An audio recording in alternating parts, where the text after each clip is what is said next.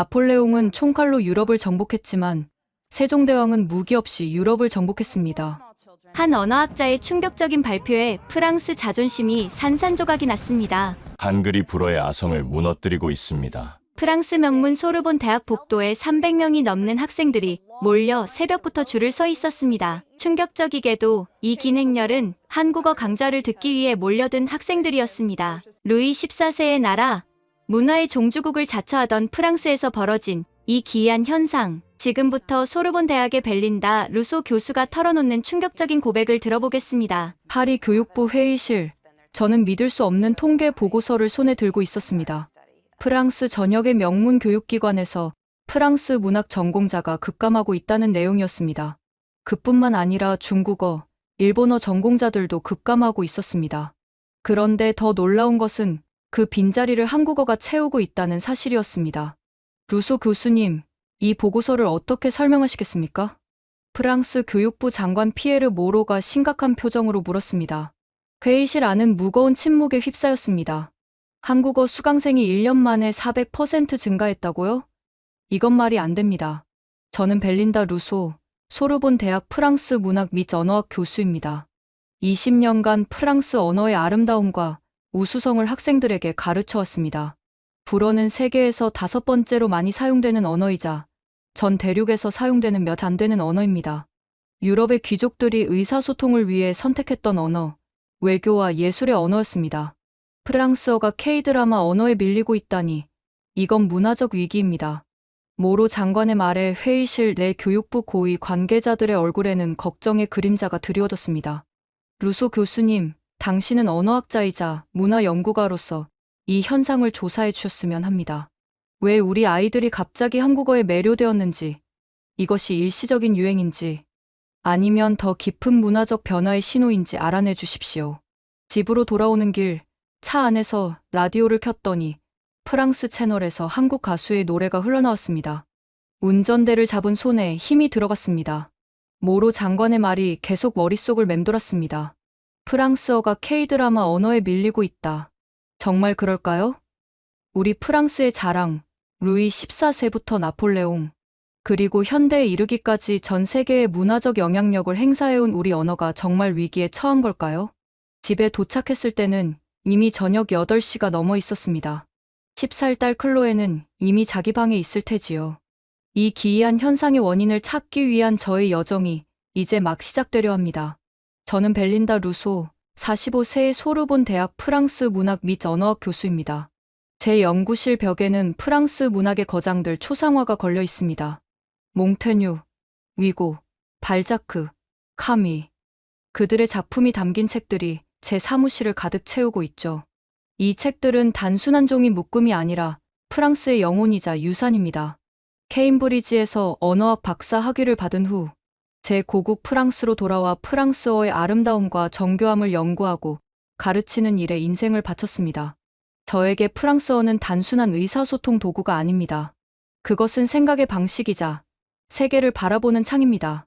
프랑스어는 정확성의 언어입니다. 하나의 단어가 여러 의미를 가질 수 있지만 문맥 속에서는 오직 하나의 의미만 가질 수 있죠. 이것은 제가 첫 수업에서 항상 학생들에게 하는 말입니다. 프랑스 아카데미는 수백 년 동안 우리 언어의 순수성을 지켜왔고 저 역시 그 전통의 수호자 역할을 자랑스럽게 여겨왔습니다.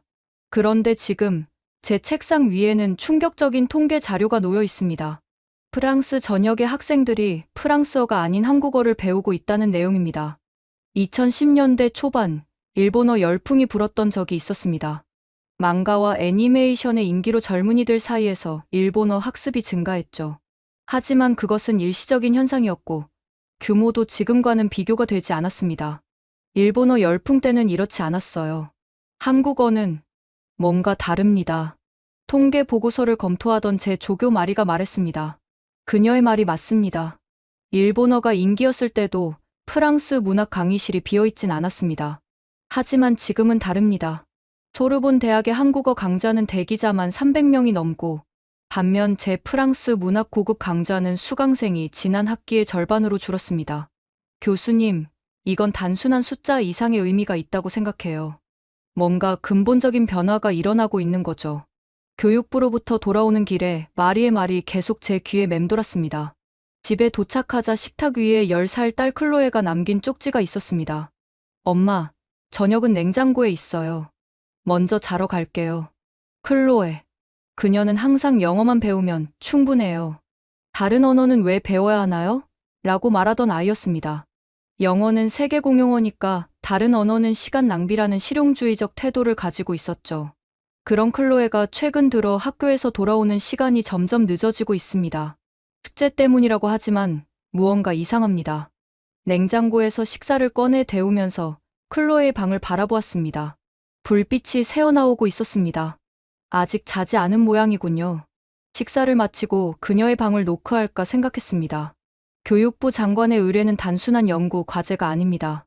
이것은 프랑스의 문화적 정체성에 관한 것이고 어쩌면 우리의 미래에 관한 것일지도 모릅니다.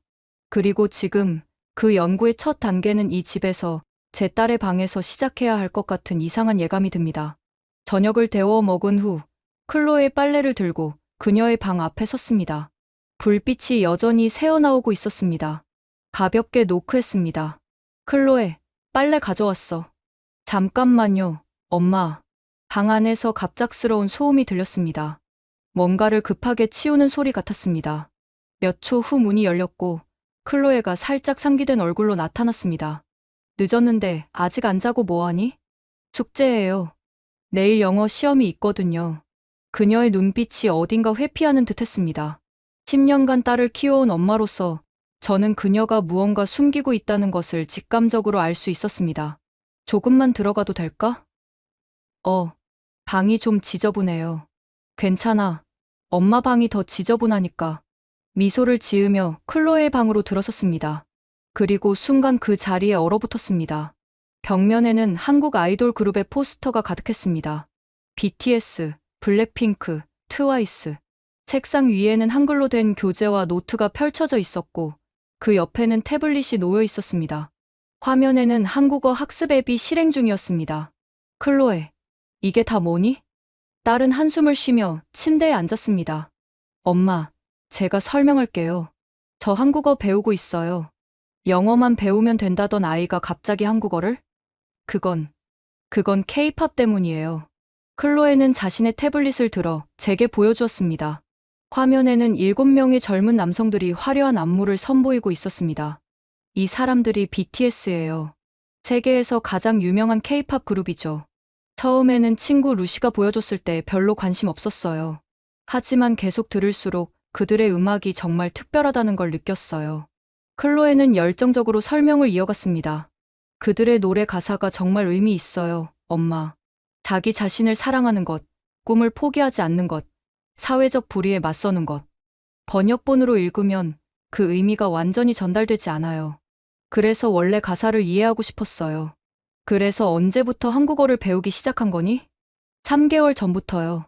처음에는 유튜브 영상으로 시작했는데 지금은 학교 한국어 동아리에도 가입했어요. 학교에 한국어 동아리가 있다고? 클로에는 고개를 끄덕였습니다.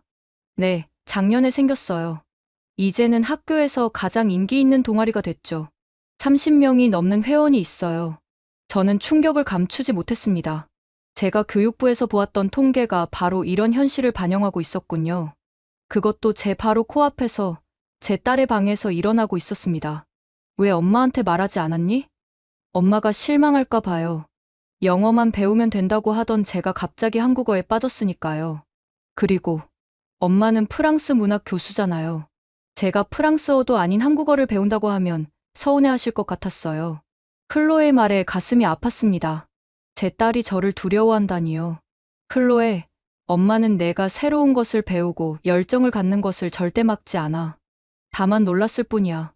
그리고 사실 엄마도 지금 한국어 열풍에 대해 연구하고 있단다. 클로의 눈이 커졌습니다. 정말요? 왜요? 프랑스 전역에서 많은 학생들이 갑자기 한국어를 배우기 시작했어. 교육부에서 그 이유를 알아달라고 의뢰했단다. 오, 그럼 제가 도울 수 있겠네요. 저희 동아리 친구들을 인터뷰하실래요?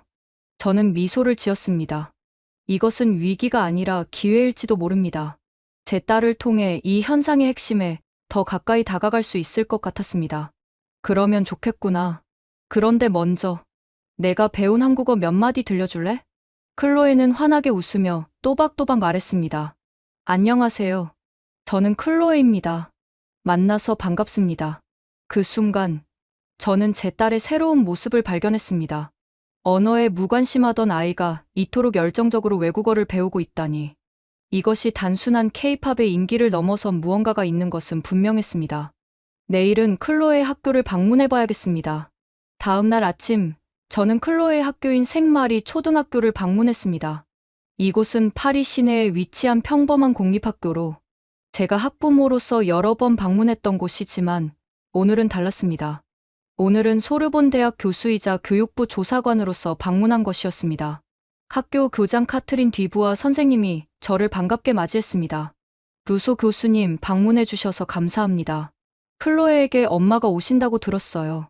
그런데 공식적인 조사라니 놀랐습니다. 네, 저도 놀랐어요. 교육부에서 한국어 열풍에 대해 조사해달라는 의뢰를 받았거든요. 뒤부와 선생님은 미소를 지었습니다. 아, 그런 의미에서라면 우리 학교가 최적의 사례가 될 것 같네요. 한국어 동아리는 우리 학교에서 가장 인기 있는 방과 후 활동이 되었으니까요. 언제부터 그런 현상이 시작됐나요? 약 1년 전부터예요. 처음에는 몇몇 K-팝 팬들이 모여 시작했지만 이제는 30명이 넘는 회원이 있어요. 사실 프랑스어 문학 동아리 회원보다 3배나 많죠. 뒤부와 선생님의 말에 가슴이 아팠습니다. 프랑스어 문학 동아리보다 한국어 동아리가 더 인기라니 아이들을 직접 만나볼 수 있을까요? 물론이죠. 지금이 점심시간이라 한국어 동아리 아이들이 교실에 모여 있을 거예요. 3층 복도 끝 교실로 안내받았습니다. 문을 열자 교실은 아이들의 웃음소리와 활기로 가득했습니다. 30명 가량의 아이들이 모여 있었고 그 중에서 클로에를 발견했습니다. 그녀는 칠판 앞에 서서 다른 아이들에게 한글을 가르치고 있었습니다. 안녕하세요, 여러분. 제가 인사하자 교실이 조용해졌습니다. 엄마, 클로에가 반갑게 손을 흔들었습니다. 여러분, 우리 엄마예요. 소르본 대학 교수님이시죠.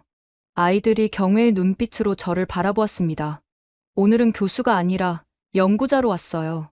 여러분이 왜 한국어를 배우고 싶은지 궁금해서요. 여러 아이들이 손을 들었습니다. 첫 번째로 지명된 소녀는 안경을 쓰고 있었습니다. 전 원래 언어에 관심이 없었어요. 하지만 한글은 달라요. 다른 문자와 달리 과학적으로 설계된 문자거든요. 자음은 발음할 때 입 모양을 본떠 만들었고, 모음은 하늘과 땅과 사람을 상징해요. 마치 수학 공식 같아서 배우기 쉬워요. 두 번째 아이는 수줍어 보이는 여자아이였습니다. 저는 난독증이 있어요. 프랑스어 읽기가 항상 어려웠는데, 한글은 소리 나는 대로 쓰여 있어서 훨씬 쉬워요. 처음으로 읽기가 즐거워졌어요. 또 다른 소년이 손을 들었습니다. 저는 K-팝 때문에 시작했어요. BTS의 가사를 이해하고 싶었거든요. 그런데 한국어를 배우다 보니 한국 문화 전체에 관심이 생겼어요. 드라마, 영화, 음식, 모두 매력적이에요. 1시간 동안 아이들의 이야기를 들었습니다. 놀랍게도 그들의 동기는 단순한 K-팝을 넘어서 다양했습니다. 한글의 과학적 구조, 한국 문화의 다양성, 그리고 무엇보다 그들이 자발적으로 배우고 있다는 점이 인상적이었습니다. 수업이 끝나고 뒤부와 선생님과 다시 만났습니다. 어떻게 생각하세요? 루소 교수님? 놀랍습니다. 이건 단순한 유행이 아닌 것 같아요. 아이들이 정말 진지하게 배우고 있어요. 맞아요. 가장 놀라운 점은 아이들이 자발적으로 배운다는 거예요. 프랑스어나 영어는 필수라서 배우지만 한국어는 순전히 그들의 관심과 열정 때문이죠. 이런 현상은 우리 학교만의 일이 아니에요. 파리 전역의 학교에서 비슷한 일이 일어나고 있어요. 다른 학교도 방문할 수 있을까요? 물론이죠. 리옹과 마르세유의 동료들에게 연락해 드릴게요. 그들도 같은 현상을 경험하고 있다고 들었어요. 학교를 나오면서 아이들의 열정적인 표정이 계속 머릿속에 맴돌았습니다. 이것은 분명 더 깊이 조사해볼 가치가 있는 현상이었습니다. 프랑스 전역으로 조사를 확장해야겠다고 결심했습니다. 다음 며칠 동안 저는 프랑스 전역을 돌아다니며 한국어 열풍 현상을 조사했습니다. 파리에서 리옹, 마르세유, 보르도까지 어디를 가든 비슷한 현상이 일어나고 있었습니다. 리옹의 명문 고등학교에서는 한국어 강좌가 올해 처음 개설되었는데 2시간 만에 수강 신청이 마감되었다고 합니다. 마르세유의 한 중학교에서는 학생들이 자발적으로 한글 캘리그래피 동아리를 만들었습니다. 보르도의 시립 도서관에서는 한국 문학 번역서 대출이 전년 대비 800% 증가했습니다. 파리로 돌아와 한류문화센터를 방문했습니다. 이곳은 1년 전에 문을 연 신생기관이었지만 이미 프랑스인들로 북적였습니다. 저희 센터는 매일 100명 이상의 방문객이 찾아옵니다. 센터장인 김민준 씨가 말했습니다. 그는 유창한 프랑스어로 저를 안내했습니다. 처음에는 K-팝 팬들이 주로 왔지만 이제는 다양한 연령층이 찾아옵니다. 한국 요리 강좌, 한글 교실, 한국 역사 강연까지 모든 프로그램이 일주일 전에 예약이 마감됩니다. 센터 내부를 둘러보니 놀랍게도 중년 여성들이 한글을 배우고 있었고 노년의 신사들은 한국 역사 다큐멘터리를 시청하고 있었습니다. 이것은 단순한 10대들의 유행이 아니었습니다. 왜 한국어를 배우시나요? 한글 교실에 참석한 50대 여성에게 물었습니다. 처음에는 딸이 K-팝에 빠져서 따라 배우기 시작했어요. 그런데 한글이 너무 논리적이고 아름다워서 매료되었죠. 지금은 딸보다 제가 더 열심히 배우고 있어요. 한류문화센터에서 나와 일본 문화원으로 향했습니다.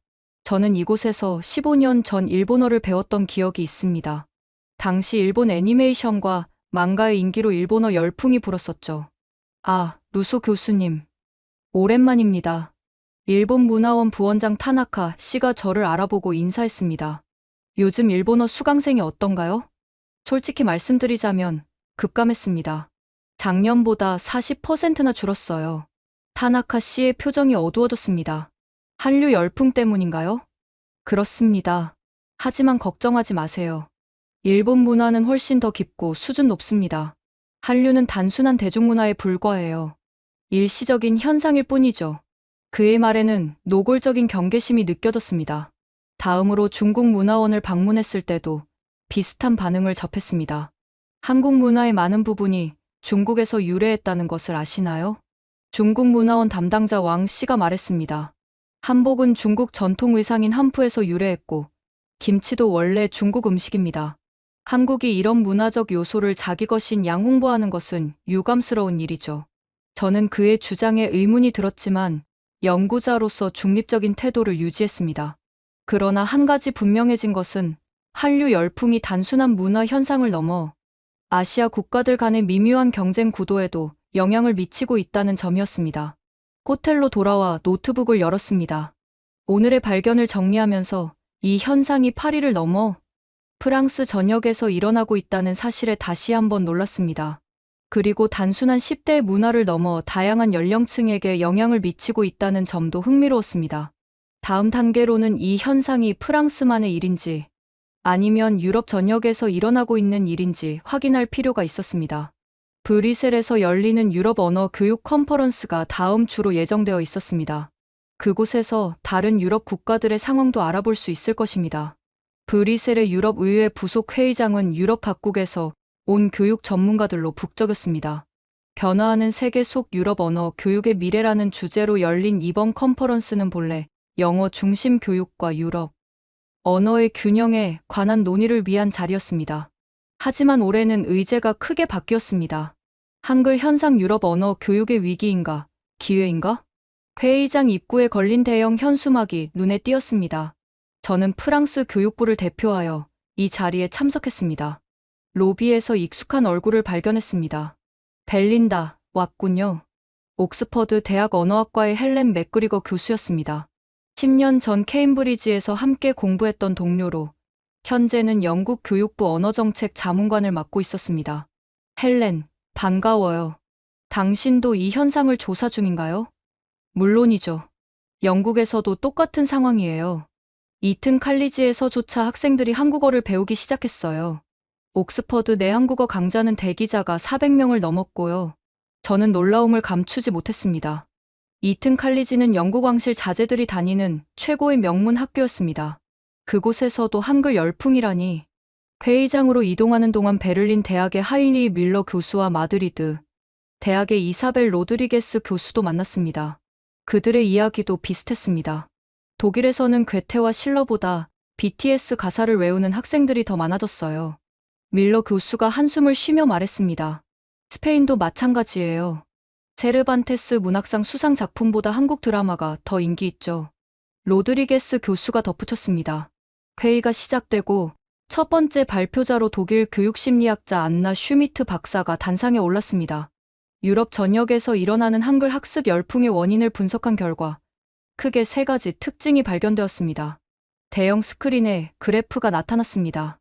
첫째, 한글은 철저히 논리적이고 체계적입니다. 유럽 언어들의 불규칙한 문법과 발음과 달리 한글의 규칙성은 학습자들에게 안정감을 줍니다. 둘째, 한글의 창제 이야기가 학습자들에게 영감을 줍니다. 세종대왕이 백성들의 문맹 퇴치를 위해 한글을 만들었다는 역사적 배경은 언어의 민주적 가치를 보여줍니다. 셋째, 한글 학습이 현대 문화 산업과 자연스럽게 연결됩니다. K-팝, K-드라마뿐만 아니라 한국의 게임, 영화 등 다양한 현대 문화 콘텐츠로의 접근성이 높습니다. 슈미트 박사의 발표가 계속되는 동안 회의장 한쪽에 앉아있던 중국과 일본 대표들의 표정이 어두워지는 것을 볼 수 있었습니다. 발표가 끝나고 질의응답 시간, 중국 대표가 손을 들었습니다. 한국 문화의 근간은 모두 중국에서 유래했다는 점을 강조하고 싶습니다. 한글도 중국 한자의 영향을 받은 문자입니다. 그의 발언에 한국 대표가 반박했습니다. 한글은 한자와 전혀 다른 원리로 만들어진 독창적인 문자 체계입니다. 과학적으로 설계된 세계 유일의 문자입니다. 일본 대표도 끼어들었습니다. 일본은 아시아에서 가장 먼저 현대화된 국가로 한류보다 더 깊고 풍부한 문화적 전통을 가지고 있습니다. 한류는 일시적인 현상일 뿐입니다. 회의장이 갑자기 긴장된 분위기로 바뀌었습니다. 유럽 국가 대표들은 당혹스러운 표정으로 서로를 바라보았습니다. 오후 세션에서는 유럽 각국의 사례 발표가 이어졌습니다. 저도 프랑스의 상황을 보고했습니다. 발표를 마치고 내려오는 길에 헬렌이 다가왔습니다. 훌륭한 발표였어요, 벨린다. 그런데 중국과 일본 대표들의 반응이 흥미롭지 않나요? 그들은 분명 한류를 위협으로 느끼고 있어요. 맞아요. 이것은 단순한 언어 교육 현상이 아니라 아시아 국가들 간의 문화적 경쟁과도 연결되어 있는 것 같아요. 이틀간의 컨퍼런스를 통해 한 가지 확실해진 것은 한글 열풍이 프랑스만의 현상이 아니라 유럽 전역에서 일어나고 있는 국제적 현상이라는 점이었습니다. 그리고 그 이면에는 단순한 대중문화의 인기를 넘어선 더 깊은 의미가 있었습니다. 파리로 돌아가는 비행기 안에서 저는 이제 한글 자체에 대해 더 깊이 연구해 볼 필요가 있다고 생각했습니다. 언어학자로서 이 문자가 가진 교육적, 과학적 가치를 분석해 봐야겠다는 결심이 들었습니다. 브뤼셀 컨퍼런스에서 돌아온 후 저는 언어학자로서 한글에 대한 본격적인 연구를 시작했습니다. 제 연구실에는 다양한 언어학 서적이 가득했지만 한글에 관한 자료는 거의 없었습니다. 대학 도서관에서 관련 자료를 빌려오고 온라인 데이터베이스를 뒤졌습니다. 흥미롭군요. 책상에 앉아 한글의 창제 원리를 분석하면서 저도 모르게 감탄사가 나왔습니다. 오래전 언어학 박사 과정에서 세계 여러 문자 체계를 공부했지만 한글만큼 과학적으로 설계된 문자는 본 적이 없었습니다. 한글은 1443년 세종대왕에 의해 창제되었습니다. 당시 한국에서는 중국 한자를 사용했는데 배우기 어려워 대부분의 백성들이 문맹이었습니다. 세종대왕은 백성을 불쌍히 여겨 누구나 쉽게 배울 수 있는 문자를 만들고자 했습니다. 가장 놀라운 점은 한글의 자음이 발음, 기관의 모양을 본떠 만들어졌다는 것입니다. 기역 고운 혀가 목구멍을 막는 모양, 니은 놓은 혀가 입천장에 닿는 모양, 미음 무은 입 모양을 형상화했습니다. 이런 원리는 현대 언어학에서도 혁신적인 접근법으로 평가받고 있었습니다. 프랑스어와 한글을 비교 분석해보니 흥미로운 차이점이 많았습니다. 프랑스어는 역사적 변천 과정에서 철자와 발음 사이에 불일치가 많이 생겼습니다. 하지만 한글은 철저히 발음 중심의 문자로 소리 나는 대로 쓰고 쓰는 대로 읽을 수 있었습니다.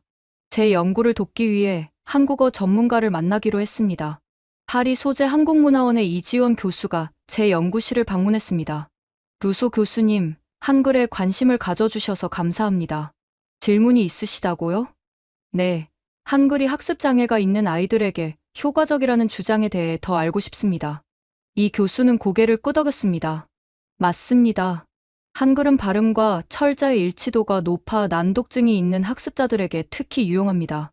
또한 자모의 조합 원리가 매우 체계적이라 패턴 인식에 어려움이 있는 아이들도 쉽게 배울 수 있죠. 곧바로 검증이 필요했습니다. 클로에의 학교로 돌아가 난독증이 있는 학생들을 대상으로 한글 학습 효과를 조사했습니다. 결과는 놀라웠습니다. 루카는 10세 소년으로 중증 난독증을 가지고 있었습니다. 프랑스어 읽기에 큰 어려움을 겪었지만 3개월간의 한글 학습 후 그의 읽기 능력이 전반적으로 향상되었습니다. 한글은 마치 레고 블록 같아요. 루카가 설명했습니다. 각 소리가 하나의 블록이고 그것들을 조합해서 글자를 만들어요. 너무 논리적이라 제게 쉬워요. 루카의 담임 교사도 변화를 확인해 주었습니다. 놀랍게도 한글을 배운 후 루카의 프랑스어 읽기 능력도 향상되었어요. 언어인지 능력 자체가 발달한 것 같습니다. 저는 다른 학습 장애가 있는 아이들에게도 비슷한 효과가 있는지 조사했습니다. 주의력 결핍 장애가 있는 아이들, 자폐 스펙트럼 장애가 있는 아이들. 많은 경우에서 한글 학습이 긍정적인 영향을 미치고 있었습니다. 한글의 이러한 교육적 가치는 단순한 문화적 유행을 넘어선 것이었습니다. 언어학자로서 저는 한글이 가진 과학적 설계와 교육적 효과에 깊은 인상을 받았습니다. 연구 노트를 정리하며 저는 이제 한글을 단순히 이국적인 문자로 보는 것이 아니라 인류의 위대한 지적 유산 중 하나로 바라보게 되었습니다. 그리고 한 가지 궁금증이 생겼습니다. 제 딸 클로에는 어떻게 한글을 배우고 있을까요? 그녀에게 직접 배워볼 필요가 있다고 느꼈습니다. 연구와 조사에 몰두하던 어느 날 저녁, 저는 집에 일찍 들어왔습니다. 클로의 방에서 한국 노래가 흘러나오고 있었습니다. 노크를 하고 들어가자 클로에는 책상에 앉아 한글 공책에 무언가를 열심히 쓰고 있었습니다. 안녕, 클로에. 뭐 하고 있니? 안녕하세요, 엄마. K-팝 가사를 한글로 받아쓰고 있어요. 저는 클로에의 공책을 들여다보았습니다. 한글로 가득한 페이지에 프랑스어 번역이 나란히 적혀 있었습니다. 그녀의 필체로 쓰인 한글이 놀랍도록 깔끔했습니다. 와, 정말 예쁘게 쓰는구나. 한글을 많이 배웠네. 클로에가 자랑스럽게 웃었습니다. 엄마, 사실 제가 엄마에게 한글을 가르쳐 드리고 싶어요. 엄마도 한글의 아름다움을 느껴보셨으면 좋겠어요. 순간 저는 당황했습니다. 소르본 대학 언어학 교수인 제가 10살 딸에게 언어를 배운다니. 하지만 연구자로서의 호기심과 엄마로서의 애정이 그 망설임을 이겨냈습니다. 좋아. 내가 가르쳐줘. 클로에는 환하게 웃으며 책상 옆에 의자를 가져다 놓았습니다. 그리고 깨끗한 종이를 꺼내 한글의 기본 자음과 모음을 그렸습니다. 한글은 자음과 모음을 합쳐서 글자를 만들어요. 자음은 발음할 때 입 모양을 본떴고, 모음은 하늘과 땅과 사람을 상징해요. 클로에는 천천히, 하지만 놀라울 정도로 전문적으로 설명을 이어갔습니다. 기억은 혀가 목구멍을 막는 모양이에요. 그 또는 크 소리가 나요. 니은은 혀가 윗잇몸에 닿는 모양이고, 느 소리예요. 미음은 입술 모양을 본떴어요. 으 소리죠. 언어학 박사인 제가 놀랄 정도로 그녀의 설명은 정확했습니다. 어디서 이렇게 전문적인 지식을 얻었는지 궁금했습니다. 와, 정말 잘 설명하는구나. 어디서 이런 것들을 배웠니? 유튜브와 한국어 앱이요. 그리고 한국문화원에서 주말 강좌도 들어요. 엄마가 바쁘실 때 이지원 선생님이 데려다 주셨어요. 이지원 교수. 제가 연구를 위해 만났던 그 분이었군요. 모르는 사이 클로에는 이미 한국문화원과 깊은 인연을 맺고 있었습니다. 1시간 동안 클로에는 저에게 기본 인사말과 간단한 표현들을 가르쳤습니다. 그리고 BTS의 노래 봄날의 가사 일부를 한글로 보여주었습니다. 이 가사가 정말 아름다워요, 엄마. 보고 싶다는 말은 프랑스어로 춤이 만쿠스라고 번역되지만 느낌이 달라요. 한국어에서는 내가 보고 싶다고 직접적으로 표현해요. 그 솔직함이 더 감동적이에요. 저는 가사를 보며 감탄했습니다. 클로에의 말이 맞았습니다. 언어마다 감정을 표현하는 방식이 다르고 그것이 문화적 차이를 만들어내는 것이었습니다.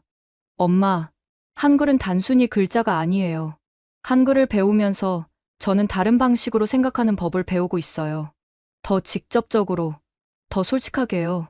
그 순간, 저는 제 딸의 눈에서 언어에 대한 진정한 열정을 보았습니다. 언제부턴가 역할이 바뀌어 있었습니다. 교수인 제가 학생이 되고, 제 딸이 선생님이 된 것입니다. 고맙다, 클로에. 정말 훌륭한 선생님이구나. 클로에는 웃으며 말했습니다. 엄마, 이제 한국어 인사 한번 해보세요. 저는 천천히, 조심스럽게 발음했습니다. 안녕하세요.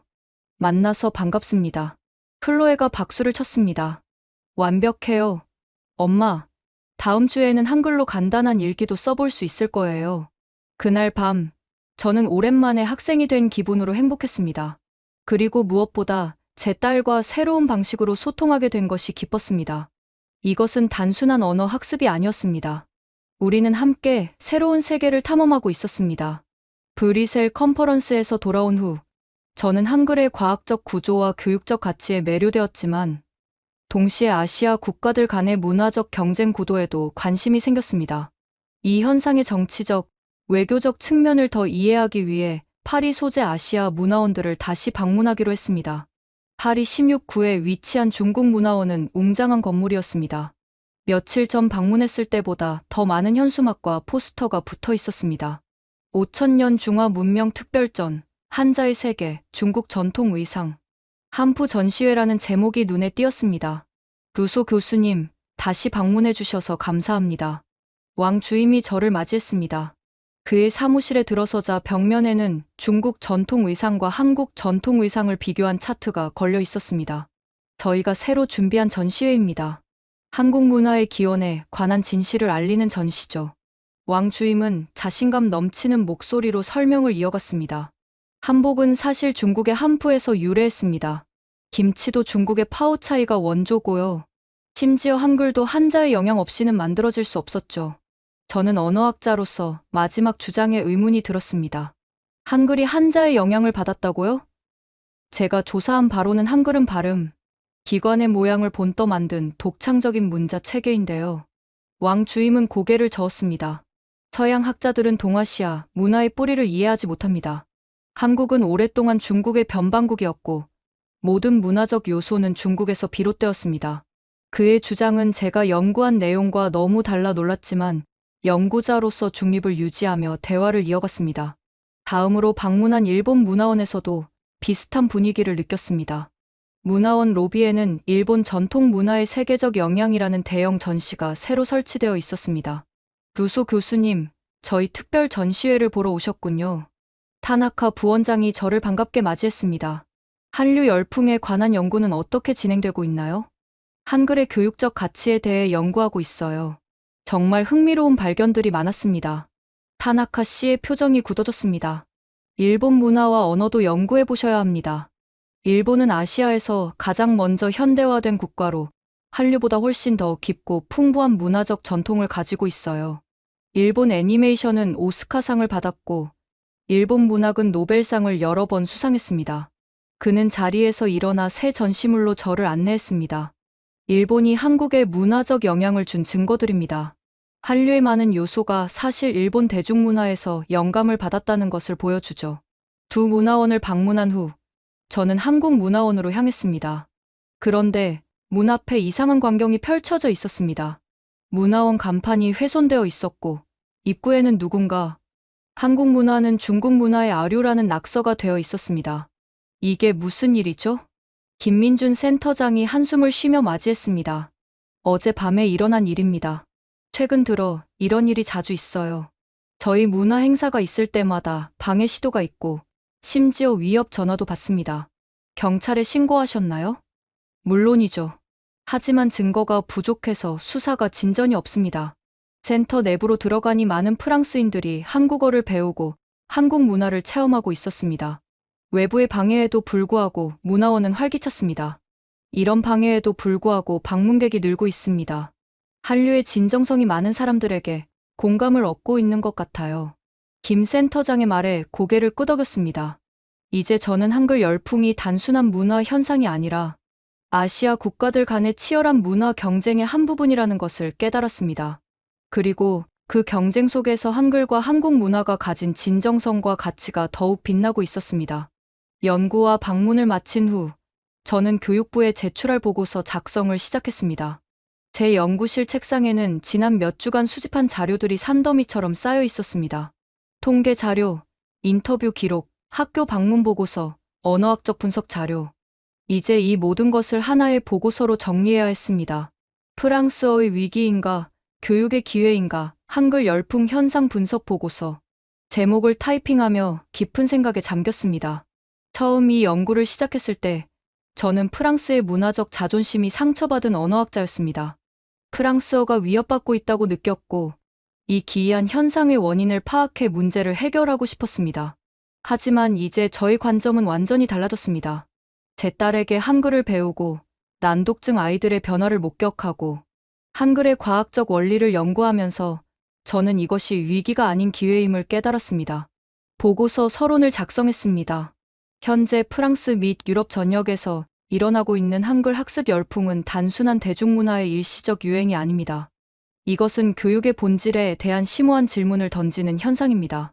왜 아이들은 학교에서 강요하는 언어는 배우기를 거부하면서도 한국어는 자발적으로 열정을 가지고 배우는 것일까요?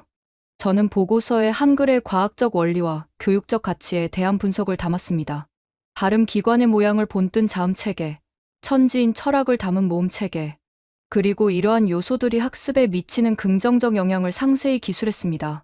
특히 난독증 학생들의 사례를 강조했습니다. 프랑스 전역에서 수집한 15명의 난독증 학생 데이터는 한글 학습 후 읽기 능력이 평균 35% 향상되었음을 보여주었습니다. 이는 단순한 우연이 아니라 한글의 체계적 구조가 언어인지 발달에 긍정적 영향을 미친다는 증거였습니다. 우리는 이 현상을 프랑스어에 대한 위협으로 볼 것이 아니라 언어 교육 방식을 혁신할 수 있는 기회로 봐야 합니다. 한글 학습에서 발견되는 자발적 동기부여와 과학적 접근법을 우리의 프랑스어 교육에도 적용할 수 있습니다. 보고서 중반부에 이르러 저는 아시아 국가들 간의 문화적 경쟁에 대해서도 언급했습니다. 중국과 일본의 문화적 견제와 그들의 주장을 객관적으로 분석했습니다. 특히 한복과 김치의 기원에 대한 중국의 주장, 대중문화 영향력에 대한 일본의 주장을 검증했습니다. 역사적 기록과 언어학적 증거를 검토한 결과 한글은 중국 한자의 영향을 받았다기보다 독창적인 창제 원리를 가진 문자 체계임이 확인됩니다. 한복과 김치의 경우도 중국 문화의 영향을 받았을 수 있으나 수백 년에 걸친 독자적 발전 과정을 통해 한국만의 고유한 문화적 정체성을 형성했습니다. 보고서의 결론 부분에서 저는 과감한 제안을 했습니다. 프랑스 교육 시스템에 한글의 교육적 원리를 도입할 것을 제안합니다. 첫째, 난독증 아동을 위한 특별 프로그램에 한글 학습을 통합하여 언어, 인지, 능력 향상을 도모할 수 있습니다. 둘째, 프랑스어 교육에 한글의 체계적 접근법을 응용하여 언어, 교육의 효율성을 높일 수 있습니다. 셋째, 문화 다양성 교육의 일환으로 한국 문화와 한글에 대한 이해를 증진시킬 수 있습니다. 마지막 문장을 타이핑하며 저는 이 연구가 단순한 현상 분석을 넘어 제 자신의 변화를 가져왔음을 깨달았습니다. 프랑스 문학 교수로서의 자존심을 내려놓고 새로운 문화와 언어에 열린 마음을 갖게 된 것입니다. 진정한 교육은 강요가 아닌 호기심에서 시작됩니다. 우리 아이들이 한글에서 발견한 열정을 통해 우리는 교육의 본질을 다시 생각해 볼 기회를 얻었습니다. 보고서를 마무리하고 저는 클로에에게 전화를 걸었습니다. 클로에, 오늘 한국 음식 먹으러 갈래? 엄마가 보고서를 다 썼거든. 교육부에 보고서를 제출한 후 놀라운 일이 벌어졌습니다. 교육부 장관 피에르 모로가 직접 저에게 전화를 걸어왔습니다. 루소 교수님, 탁월한 보고서였습니다. 우리는 당신의 제안을 적극 검토하고 있어요. 그리고 소르본 대학에서 프랑스 한국 언어 문화 포럼을 개최하면 어떨까요? 교육부가 전폭 지원하겠습니다. 한 달 후 소르본 대학 대강당은 국내외 귀빈들로 가득 찼습니다. 프랑스, 독일, 영국, 스페인 등 유럽 각국의 교육 전문가들과 한국에서 온 언어학자, 교사, 문화사절단이 참석했습니다. 중국과 일본 대표단도 초청되었습니다. 저는 포럼의 개회사를 준비하며 깊은 감회에 젖었습니다. 몇 개월 전만 해도 프랑스어의 위기라고 생각했던 현상이 이제는 교육적 기회로 인식되고 있었습니다. 존경하는 내외 귀빈 여러분, 오늘 이 역사적인 프랑스 한국 언어 문화 포럼에 여러분을 환영합니다. 대강당이 조용해졌습니다. 안녕하세요. 만나서 반갑습니다. 제가 한국어로 인사하자 한국 대표단이 환하게 웃으며 박수를 보냈습니다. 몇 개월 전, 저는 프랑스 전역에서 일어나는 한글 열풍을 문화적 위기로 여겼습니다. 프랑스어의 위상이 흔들리고 있다고 걱정했죠. 하지만 연구를 진행하면서 특히 제 딸 클로에에게 한글을 배우면서 저는 이것이 위기가 아닌 기회임을 깨달았습니다. 저는 연단 아래를 바라보았습니다. 첫 줄에 앉아있는 클로에가 자랑스럽게 미소 짓고 있었습니다. 한글은 단순한 문자가 아닙니다. 그것은 철학이자 과학이며 교육의 혁신입니다. 570여 년 전, 세종대왕은 모든 백성이 쉽게 배울 수 있는 문자를 창제했습니다. 그것은 당시로서는 혁명적인 발상이었습니다. 오늘날 우리가 교육에서 추구해야 할 가치, 바로 그 민주적 정신과 과학적 접근법이 한글에 담겨 있습니다. 이어서 저는 난독증 학생들의 사례와 한글의 교육적 효과에 대한 연구, 결과를 발표했습니다. 그리고 유럽 언어 교육의 한글의 원리를 접목할 수 있는 방안을 제시했습니다. 발표가 끝나고 문화 교류 순서가 시작되었습니다. 클로에와 그녀의 학교 친구들이 준비한 K-팝 커버 공연이 무대에 올랐습니다. 그들은 한국어로 BTS의 봄날을 불렀고 관객들은 열광적인 박수를 보냈습니다. 이어서 한국문화원 학생들이 프랑스어로 세종대왕에 관한 연극을 선보였습니다. 한국어를 배우는 프랑스 학생들, 프랑스어를 배우는 한국 학생들, 그들이 함께 만들어내는 문화적 하모니는 감동적이었습니다. 그러나 포럼장 한쪽에서는 다른 분위기가 감지되었습니다. 중국과 일본 대표단은 뚜렷한 불만의 표정을 숨기지 않았습니다. 중국 대표는 포럼 중간에 일어나 발언을 요청했습니다. 한류는 중국 문화를 차용한 것에 불과합니다. 한복, 김치, 그리고 많은 문화적 요소들이 중국에서 유래했다는 사실을 간과해서는 안 됩니다. 일본 대표도 이어 발언했습니다. 일본 문화가 한류보다 더 깊고 성숙합니다. 일본은 아시아에서 가장 먼저 현대화된 국가로 세계적으로 인정받는 문학과 예술 전통을 가지고 있습니다. 장내가 순간 어색해졌지만 한국 대표는 미소를 지으며 침착하게 대응했습니다. 문화는 서로 영향을 주고받으며 발전합니다. 한국 문화도 이웃 나라들의 영향을 받았지만 독자적인 발전을 통해 고유한 정체성을 형성했습니다. 오늘 우리는 경쟁이 아닌 교류와 상호 이해를 위해 이 자리에 모였습니다. 포럼은 성공적으로 마무리되었고 교육부 장관은 한글의 교육적 원리를 프랑스 교육 시스템에 도입하는 시범 프로그램을 시작하겠다고 발표했습니다. 이제 새로운 시작입니다. 포럼이 끝난 후 클로에와 함께 에펠탑이 보이는 카페에 앉았습니다. 딸은 태블릿으로 한국 여행 사이트를 보고 있었습니다. 엄마, 우리 정말 한국에 가게 되는 거예요? 그럼. 교육부 공식 방문단으로 초청받았어. 서울에서 교육 컨퍼런스가 있거든. 클로에는 환하게 웃었습니다. 우리는 새로운 여정을 앞두고 있었습니다. 지금까지 벨린다 루소 교수의 사연 어떠셨나요? 때로는 우리 아이들이 새로운 세상을 알려주는 선생님이 됩니다. 그리고 언어는 단순한 소통 도구가 아니라 세계를 바라보는 창입니다. 당신에게도 아직 발견하지 못한 한글의 아름다움이 기다리고 있을지도 모릅니다. 구독과 좋아요, 그리고 이 세종대왕의 위대한 업적을 멀리 알리기 위해 이 영상을 공유해주세요. 지금까지 원더풀 해외 사연이었습니다. 감사합니다.